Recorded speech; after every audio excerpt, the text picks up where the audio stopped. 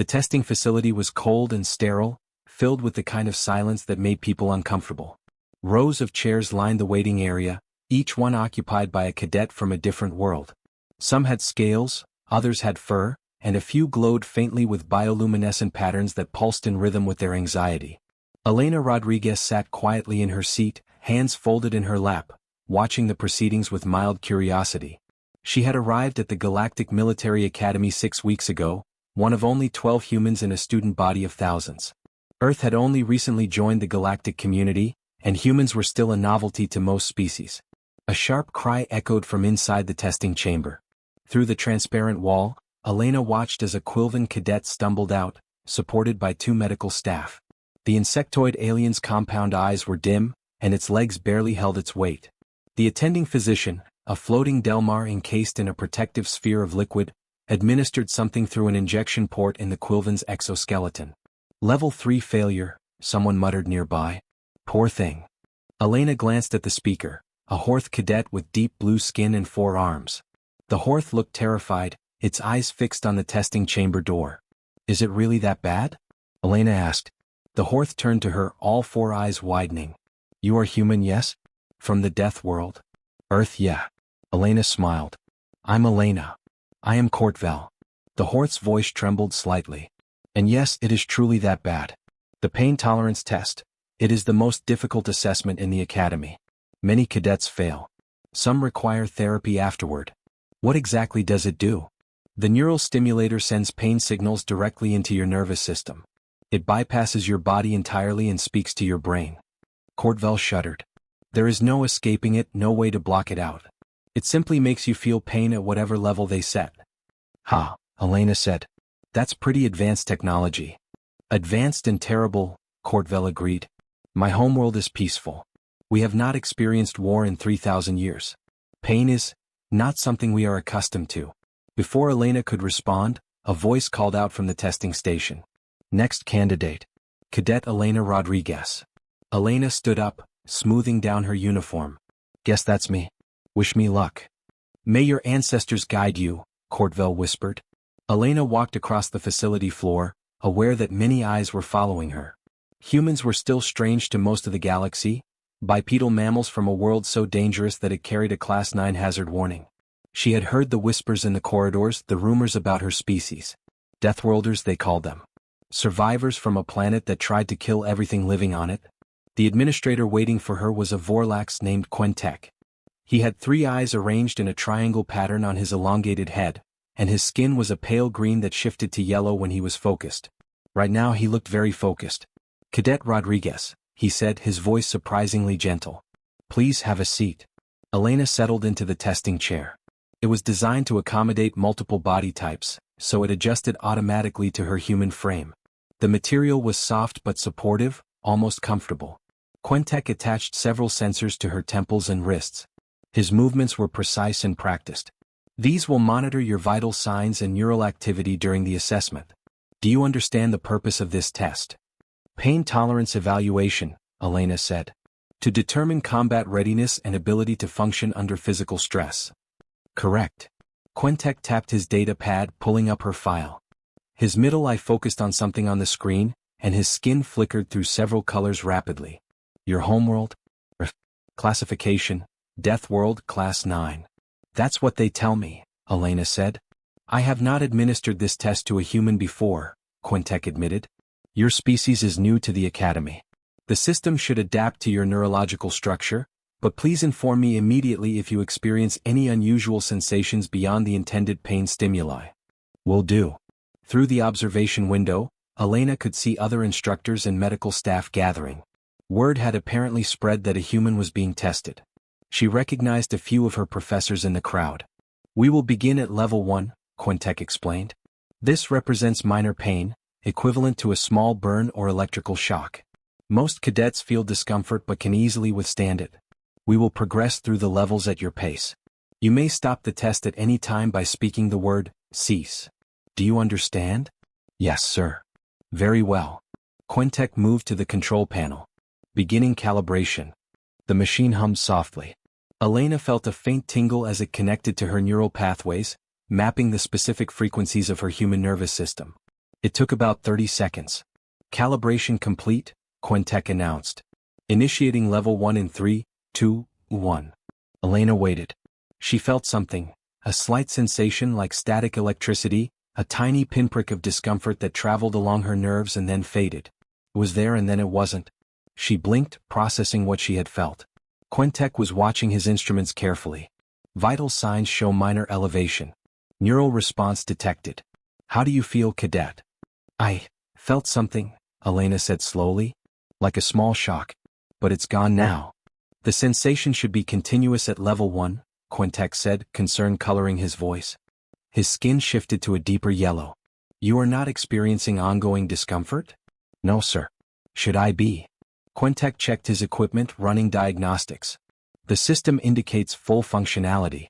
Neural stimulation is active at level 1 intensity. He looked at Elena with all three eyes. You truly feel nothing? Elena concentrated, trying to detect any sensation. There's maybe a very faint tingle? Like when your foot falls asleep. But barely noticeable. The observation window was filled with faces now. Someone had activated the audio feed, and Elena could hear murmuring from the crowd. Is the machine functioning correctly? Elena asked. Because if level 1 is supposed to hurt, I'm not really feeling much of anything. Quintek's skin cycled through several colors, yellow to orange to a pale pink. The machine is operating within normal parameters. The issue is not with the equipment. Oh, Elena said. So it's just me? It appears so. Quintek made notes on his data pad. This is highly unusual. Even cadets from low pain threshold species register significant discomfort at level 1. He paused. Would you like to continue to level 2? Sure, Elena said. I barely felt level 1. Might as well see what comes next. Quintek hesitated, then nodded. Very well. Advancing to level 2. Elena settled back in the chair, curious now about what would happen. Behind the observation window, she could see more people arriving, drawn by the commotion. This was apparently unusual enough to attract attention. Whatever came next, she was ready for it. Level 2 activated with a soft chime from the control panel. Quintek watched his instruments carefully, waiting for the inevitable response that came from every cadet at this stage. The sharp intake of breath, the tensing of muscles, the slight widening of eyes. Elena sat still in the chair, her expression unchanged. She looked like someone waiting for a bus. Cadet Rodriguez, please describe what you are experiencing, Quintek said, his voice tight with professional concern. It's a bit stronger now, Elena said thoughtfully. Like touching something hot but not hot enough to pull away from. Maybe like when you grab a pan handle that's been sitting near the stove? Warm, slightly uncomfortable but not really painful. Quintek's three eyes blinked in sequence, a sign of deep confusion among his species. Level 2 is calibrated to produce moderate burning sensations. Most cadets describe it as significantly painful. Ha, Elena said. I guess humans have different pain scales? She shifted slightly in the chair, getting more comfortable. By the way, do you know what they're serving in the cafeteria tonight? I missed the meal schedule posting this morning. The observation window was now completely crowded with faces. Someone had apparently alerted half the medical department. Elena could see Dr. Threnvo, the head of xenophysiology, pushing through the crowd to get a better view. The meal schedule? Quintek repeated, momentarily thrown by the casual question. Yeah, I'm hoping it's not that purple protein paste again. It's nutritious, I know, but it tastes like wet cardboard. Elena smiled. The Tarvelian spice curry from last week was really good though. Quintek stared at her for a long moment, then looked down at his instruments. Everything read normal. The human was experiencing the full neural stimulation of level 2, but she was discussing dinner options. Shall we continue? Elena asked. Level 3, Quintek announced, his voice carefully controlled. He activated the sequence. Elena felt the intensity increase. It was like a sunburn now, a persistent aching sensation that covered her whole body. Unpleasant, certainly, but nothing she couldn't handle. She had experienced worse during training runs back on Earth, when dehydration and muscle cramps hit at the same time. That's more noticeable, she said. I'd rate it maybe a 3 out of 10? 3 out of 10, Quintek repeated flatly. He made a note on his pad with slightly shaking appendages. Level 4. Quintek activated it without speaking. Through the observation window, Dr. Threnvo was frantically typing on a portable terminal, pulling up files and comparing data. Level 4 felt like a muscle cramp, The kind Elena used to get during rugby matches, deep and throbbing. She winced slightly but remained composed. Okay, that one's actually uncomfortable. Maybe a 4 out of 10 now. Most cadets cease testing at level 4, Quintek said quietly.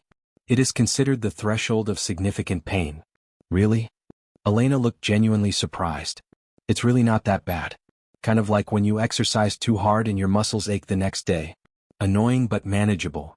Level 5, Quintek said, and there was something in his voice now, a mixture of scientific fascination and growing concern. The sensation jumped considerably.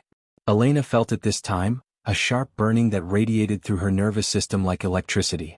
She gripped the armrests of the chair, not in panic, but just to ground herself.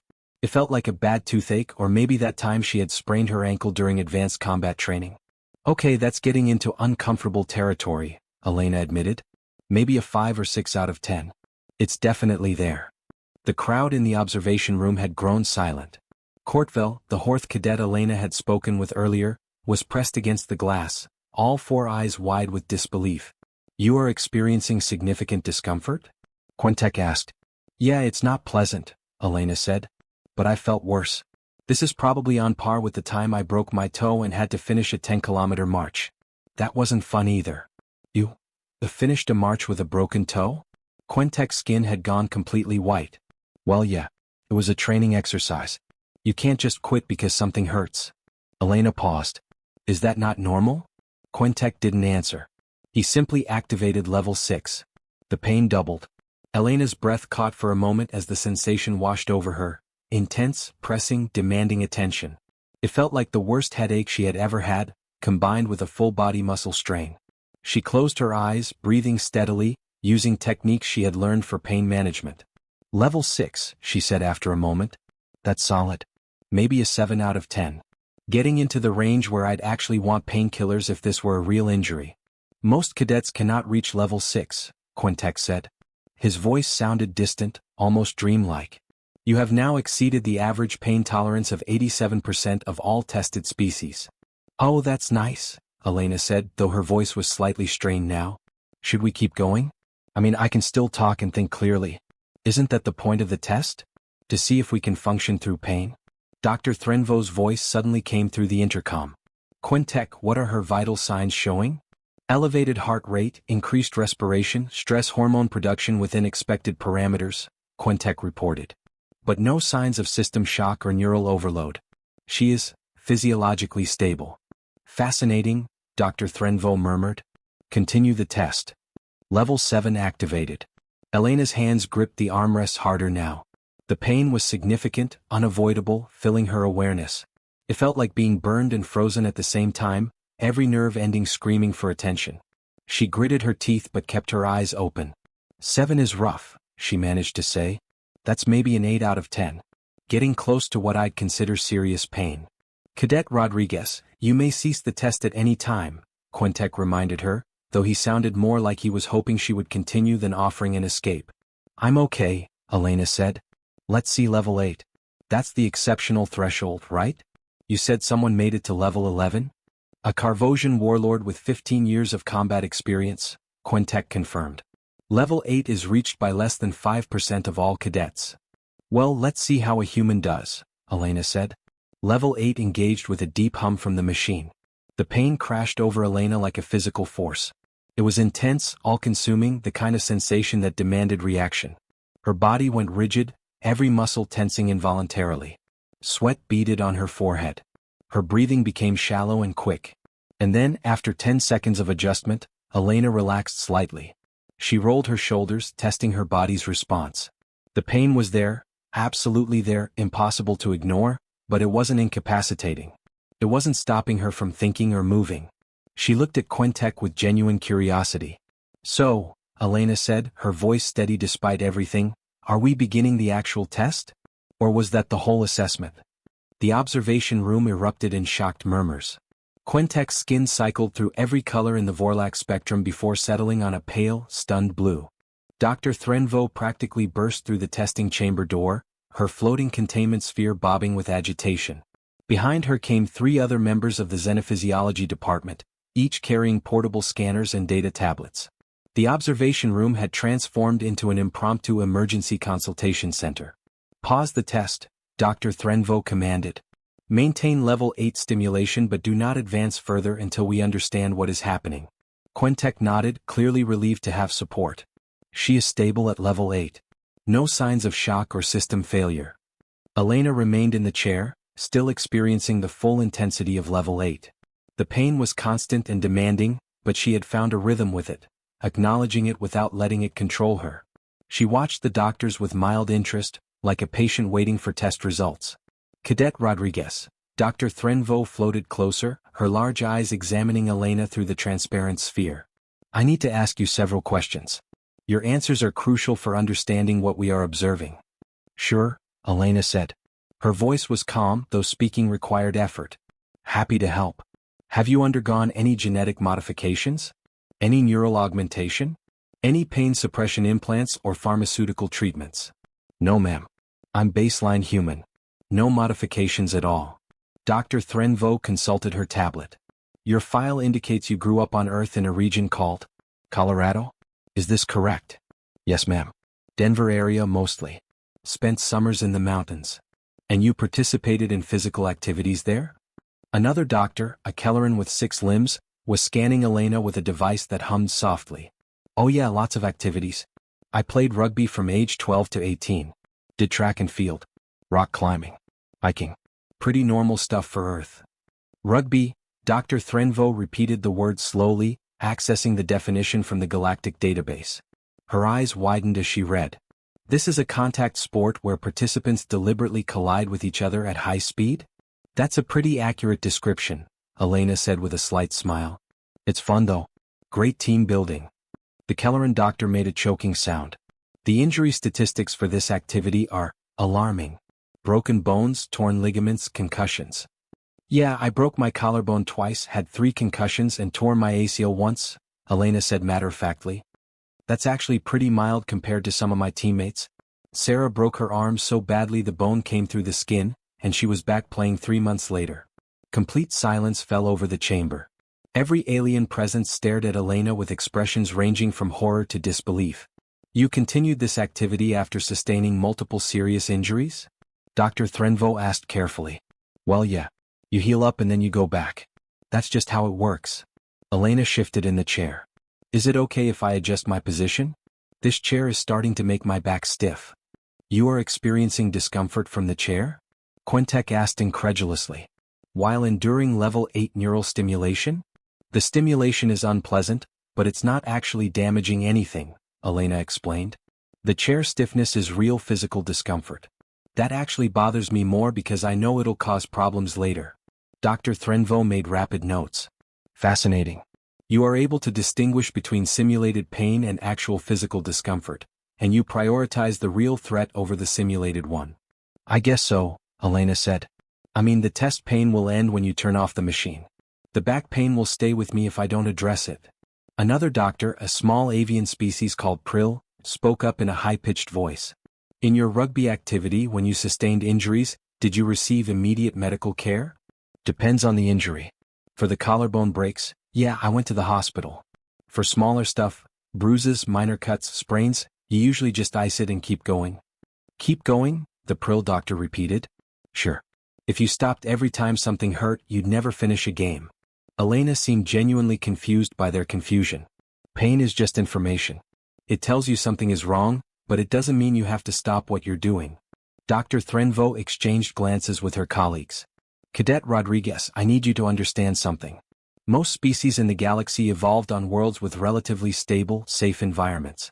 Pain is a rare occurrence for them, a serious warning that must be heeded immediately. But Earth is a Class 9 death world, Elena finished. Yeah, I've heard that a lot since arriving here. Do you understand what that classification means? Dr. Threnvo asked gently. That Earth is more dangerous than most planets? Earth is more dangerous than 99.7% of all habitable worlds in the known galaxy, Dr. Threnvo said. Your planet has extreme weather, dangerous predators, toxic plants, deadly microorganisms, and geological instability. The fact that humans survive there at all is remarkable. The fact that you thrive there is extraordinary. Elena thought about that. I guess I never really considered it. Earth is just... it's home. Tell me, Dr. Threnvo continued, have you ever experienced an injury that you considered serious? Something that genuinely concerned you? Elena considered the question. Well, there was the time I was running a marathon and developed a stress fracture around kilometer 30. That was pretty painful. And you stopped running? The Prill doctor asked hopefully. No, there were only 12 kilometers left. Seems silly to quit that close to the finish. Elena smiled at the memory. I didn't run my best time, obviously. The fracture slowed me down. But I finished. You ran 12 kilometers on a broken bone, Quintek said flatly. Stress fracture, Elena corrected. It's just a tiny crack, not a complete break. Hurts a lot, but it's not like the bone is in two pieces. Dr. Threnvo was typing furiously on her tablet. This explains the neurological patterns we are seeing. Your species has evolved both physical and psychological adaptations to constant pain. Your nervous system is less sensitive to pain signals, and your culture has normalized suffering to an extraordinary degree. I wouldn't call it suffering, Elena said thoughtfully. It's just part of life. Things hurt sometimes. You deal with it and move on. Most species do not have that perspective, Dr. Threnvo said. For a Quilvan, experiencing pain is a critical emergency. For a Horth, it is deeply traumatic. For a Delmar like myself, pain is so rare that when it occurs, we enter an immediate medical crisis response. But for humans, the Kelleran doctor added, pain is Tuesday. Elena laughed, then winced as the movement intensified the level 8 stimulation. That's actually pretty accurate. I mean, I have friends back on Earth who do ultramarathons, that's running for 100 miles or more. Their feet bleed, their muscles cramp, everything hurts, but they keep going because they want to finish. They want to finish? Dr. Threnvo repeated, wonder in her voice. Not because they must, not because they will die if they stop, but simply because they desire to complete the task despite extraordinary suffering. Yeah, exactly. Elena nodded. Humans are pretty stubborn that way. After 20 minutes of consultation and emergency calibration checks, the xenophysiology team reached a consensus. Dr. Threnvo floated back to Elena, who had been patiently waiting in the chair, still experiencing level 8 stimulation as if it were background noise. Cadet Rodriguez, we would like to continue the test, Dr. Threnvo said. However, we need to inform you that no cadet in Academy history has proceeded beyond level 11. The levels beyond that threshold are theoretical, designed for extreme combat injury simulation, not standard testing. Okay, Elena said simply. I understand. You may experience pain beyond anything you have felt before, Dr. Threnvo continued. If at any point you wish to stop, simply say the word and we will immediately cease all stimulation. Got it? I'm ready when you are. Quintek looked at Dr. Threnvo, who nodded. Level 9, he announced, his voice carrying through the now silent observation room. The intensity jumped sharply. Elena's body went rigid for a moment, her jaw clenching involuntarily. The pain was severe now, like being stabbed with hot needles across every centimeter of skin. She breathed through it, using the techniques she had learned during her worst rugby injuries. Focus on something external, control the breathing, acknowledge without engaging. After 30 seconds she spoke. That's definitely stronger. Maybe a 7 out of 10. It reminds me of when I had 4 wisdom teeth extracted at once. Really unpleasant, but manageable if you don't panic. 4 teeth extracted simultaneously? The Prill doctor squeaked. Why would you do such a thing? They were impacted. Growing and wrong. The dentist said it was better to do them all at once rather than deal with multiple surgeries. Elena's voice was strained but clear. The pain afterward lasted about a week. This is similar intensity, just all over instead of concentrated in my jaw. Level 10, Quintek said, and Elena thought she detected a note of apology in his voice. The pain doubled. Elena gasped, her hands gripping the armrests hard enough that her knuckles turned white.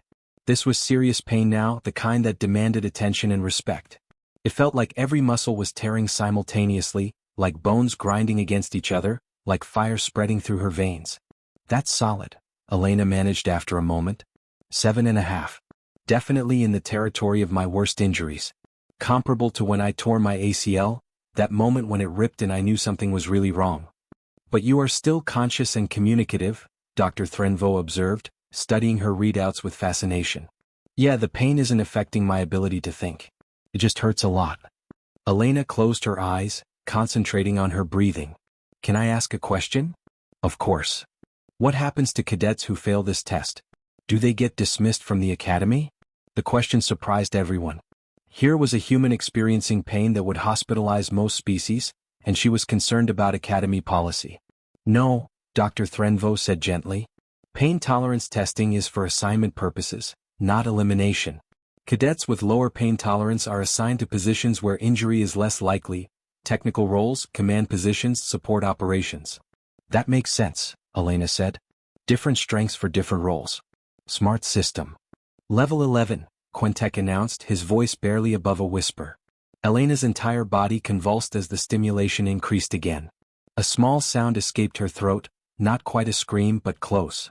The pain was overwhelming now, a force that tried to consume all thought and reason. It was worse than any single injury she had experienced, a combination of every worst moment compressed into one continuous sensation. She rode it like a wave, letting it crash over her without drowning in it. Seconds stretched into what felt like hours. Finally she found her voice. 8 out of 10, she said, her words clipped and controlled. That's approximately the level of pain I experienced when I broke my leg in 3 places during a climbing accident. Had to wait 4 hours for rescue. This is comparable. The observation room had grown to include nearly 50 spectators now. Instructors, medical staff, even some senior cadets who had heard rumors of what was happening. All of them watched in stunned silence. You waited 4 hours with a triple fracture? Someone asked over the intercom. Mountain rescue takes time, Elena explained, her voice tight. You can't rush it or you risk more injuries. I just had to wait and deal with it. Dr. Threnvo was frantically comparing data. Quintek, her vital signs are elevated but stable. No indication of shock or system failure. This is unprecedented. Should we continue? Quintek asked, and there was genuine uncertainty in his voice now. Yes, Elena said before Dr. Threnvo could answer. I can handle more. I'm still thinking clearly. Still aware of my surroundings. Let's see what the higher levels feel like. Level 12 through 15 came in rapid succession, each one pushing Elena further into territory that no tested species had ever reached. Her responses became shorter, more focused, but she never lost coherence. Level 12, 8.5. Like a really bad migraine combined with full-body cramps. Level 13, 9 out of 10. Getting close to the worst I felt. Similar to kidney stones, had those once. Level 14, solid 9. This is severe. If this were a real injury, I definitely need medical intervention. Level 15, still 9. Intense but plateauing somehow. My body is adapting maybe? The medical team was in constant communication now, analyzing every piece of data. The technology was performing beyond its design parameters, and Elena was still conscious and responsive. Level 16, Quintek said, and his hands trembled on the controls. Elena screamed, a short, sharp sound that she cut off almost immediately. Her face contorted with pain, sweat pouring down her temples. Every muscle in her body was taut as steel cable. For 10 seconds she couldn't speak. Then, incredibly, she forced words out. 9.5. That's really bad. But I'm still here. Still functional. Cadet Rodriguez, you have far exceeded any requirements, Dr. Threnvo said urgently. You have proven yourself beyond any doubt. You may cease now with honor. What's the maximum level? Elena asked through gritted teeth. Level 20 is the theoretical maximum. Level 18 is the highest the equipment has been tested to. Let's try 18, Elena said. I want to know my real limit. Level 17 came first. Elena's body arched in the chair, her breathing rapid and shallow. She didn't speak for nearly 20 seconds. When she did, her voice was barely a whisper. 9.8. Very close to 10. But not quite there. Level 18, Quintek said, and activated the final tested threshold of the equipment. Elena's eyes went wide. Her mouth opened in a silent scream. Every alarm on the medical equipment began chiming warnings about stress levels and neural activity. For 30 full seconds she couldn't move or speak, frozen in a moment of absolute agony. Then, somehow she relaxed slightly. Her breathing steadied. She opened her eyes and looked directly at Quintek. 10 out of 10, she said clearly. That's my limit. That's a solid 10. I'd rate that right up there with childbirth without anesthesia. My mom told me about that once. Said it was the worst pain she'd ever felt, but she got through it because there was a purpose to it. 3 days after Elena's test, the Academy's command center looked more like a research symposium than a military facility. Representatives from 7 different departments crowded around a central holographic display, reviewing the data from what was now being called the Rodriguez Protocol incident. Dr. Threnvo stood at the center, presenting her findings to a room full of senior instructors and military officials. "The data is conclusive," she said, gesturing to the neural scans floating in the air. "Human pain tolerance is not simply high, it operates on a fundamentally different scale than any other known species." Admiral Kreshnor, a decorated Talvirian commander with silver scales and sharp eyes, leaned forward. "Explain it in tactical terms, Doctor. What does this mean for human combat capability?" "It means, Admiral, that humans can remain operational under injury conditions that would completely incapacitate our other soldiers." Dr. Threnvo pulled up a comparison chart. "A Quilvan soldier with a broken limb will enter shock within minutes. A Horth with equivalent injury will be unable to function. A human with the same injury will likely continue fighting." "Not just continue," another voice added. Lieutenant Commander Phillips, one of the few human instructors at the academy, stood near the back of the room. "I've read the historical reports from Earth. Humans have fought entire battles with injuries that should have killed them. There are documented cases of soldiers continuing combat operations with bullets lodged in vital organs, with limbs barely attached, with wounds that would stop any other species instantly." "That seems biologically impossible," Admiral Kreshnor said.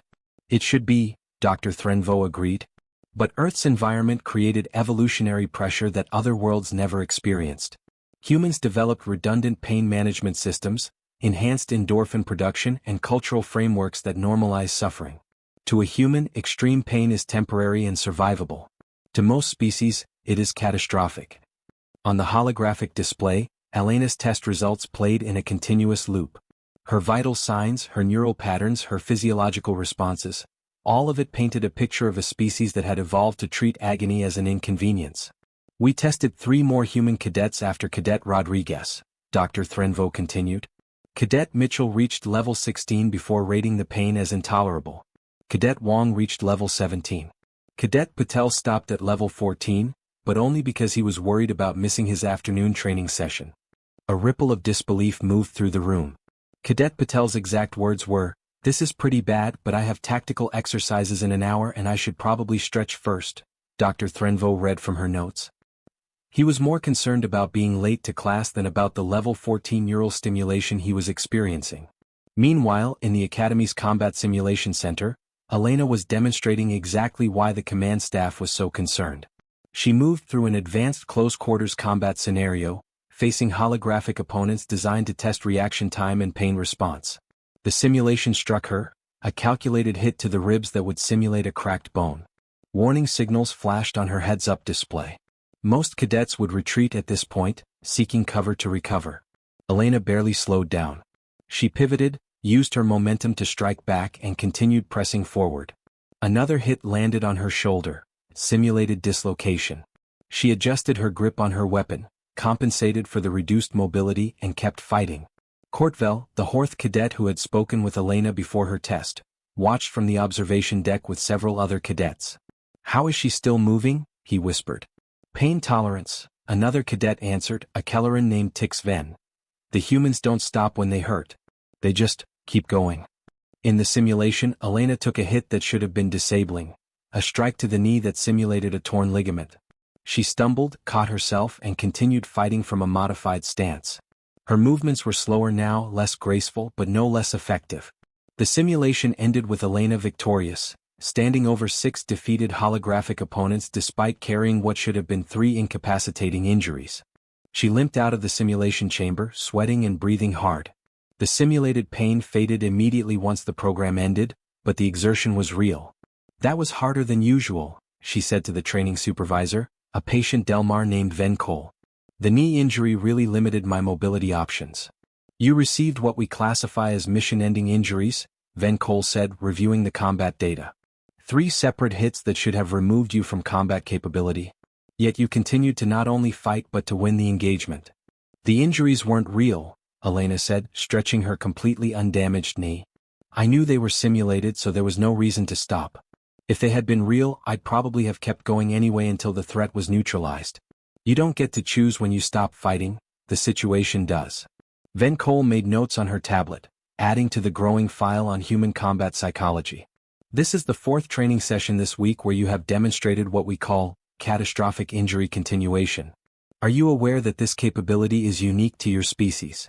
I'm starting to figure that out, Elena admitted. Everyone keeps looking at me like I'm weird. Not weird, Van Cole corrected gently. Extraordinary. And from a military perspective, extremely valuable. Back in the command center, Admiral Kreshnor was reaching the same conclusion. So what you are telling me, Doctor, is that we have been vastly underestimating human combat effectiveness. Yes, Admiral. Our current protocols assume that injured soldiers will need immediate evacuation and treatment. Those protocols are based on the physiological limitations of most species. Humans do not share those limitations. What are you recommending?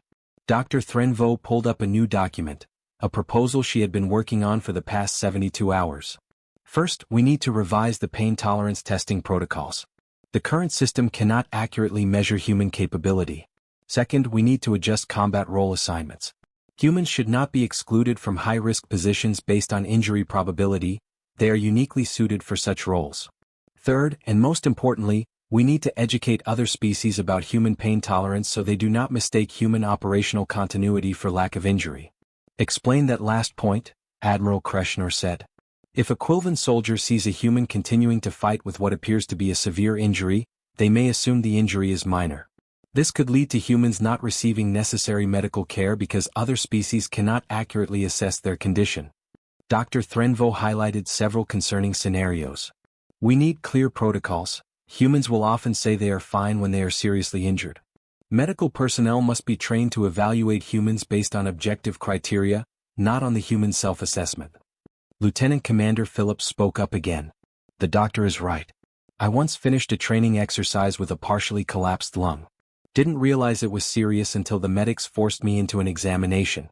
I genuinely thought it was just a bruise. The room fell silent as the implications sank in.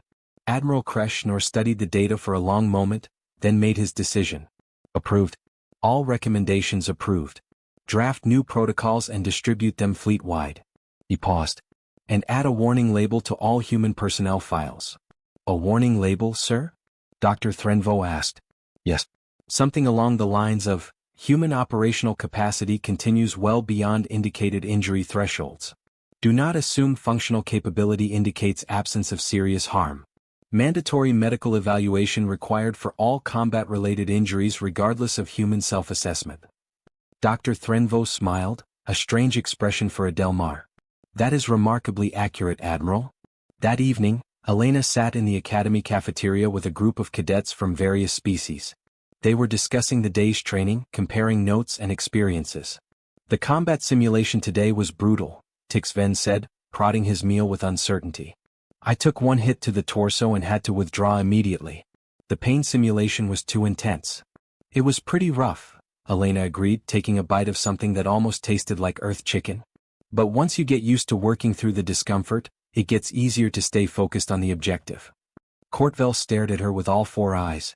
Elena, you do understand that what you call discomfort is what the rest of us experience as disabling agony, correct? Elena paused mid-bite. Is it really that different? Yes, three voices said simultaneously.